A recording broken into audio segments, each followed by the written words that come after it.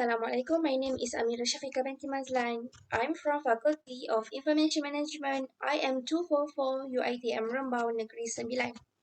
Today, I would like to present a public speaking about metadata. We kill people based on metadata by Bruce Schneider. What is metadata? For your information, metadata is data about data. In other words, it's information that used to describe the data that's contained in something like a web page, document, or file. Another way to think of metadata is as a short explanation or summary of what the data is. The use of metadata on web pages can be very important.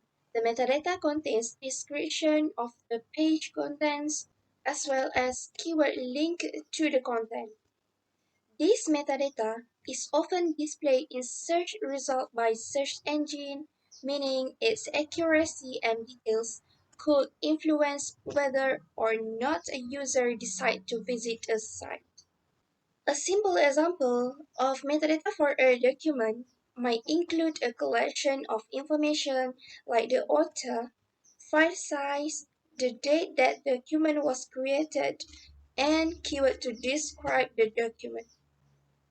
Metadata for a music file might include the artist name, the album, and the year it was released.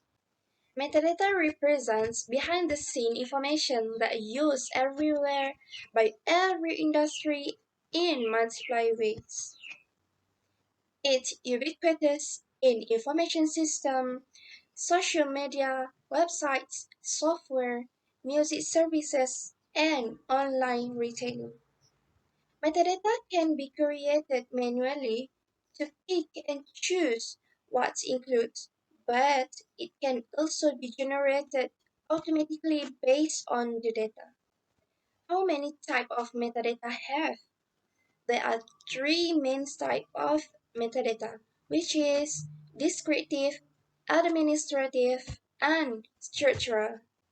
Descriptive metadata is essential for discovering and identifying assets. Why? It's information that describe the asset, such as the asset's title, author, and relevant keyword. Descriptive metadata is what allows you to locate a book in a particular genre published after 2016. For instance, as a book metadata would include both genre and publication dates. In fact, the ISBN system is a good example for an early effort to use metadata to centralize information and make it easier to locate resources. In this case, books in a traditional library. Creative metadata can be the most robust of all the types of metadata simply because there are many ways to describe an asset. When implementing a DAM solution, standardizing the specific attributes used to describe your asset and how they are documented is the key to streamline discoverability. Next is administrative metadata. Next is administrative metadata. Administrative metadata relates to the technical source of a digital asset. It includes data such as the file type, as well as when and how the asset was created. This is also the type of metadata that relates to usage rights and intellectual property, providing information such as the owner of an asset, where and how it can be used, and the duration a digital asset can be used for those allowable purpose under the current license. Third is structural metadata. Structural metadata, generally used in machine processing, describes relationship among various parts of a resource, such as chapters in a book. Structural metadata is data that indicates how a digital asset is organized, such as how pages in a book are organized to form chapters, or the notes that make up a notebook in Evernote or OneNote. Structural metadata also indicates whether a particular asset is part of a single collection or multiple collections and facilitates the navigation and presentation of information in an electronic resource. The example include page numbers, section, chapters, indexes, and table of contents. Beyond basic organization, structural metadata is the key to documenting the relationship between two assets.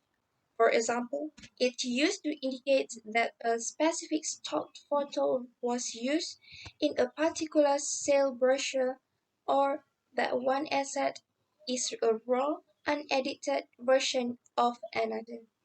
So, why metadata is so important? Data is nothing but the sum total of its metadata.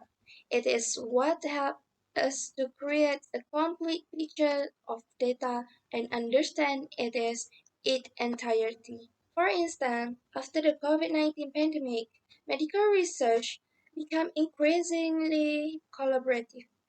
Researchers needed an effective system to search, share, understand, peer review, and replicate experiments. The fundamental aspect of such as a system is the availability of robust metadata. Metadata for scientific research includes information about test design, test population details, the definition of terms, measurement method, and data collection schedules. Given that enterprises are increasingly investing in and betting on data to make better decisions, the amount of data they use is only set to increase. In order to increase the shelf life and longevity of data, it's important for companies to invest in managing their metadata as well. So that's all from me. Thank you so much for your time and attention.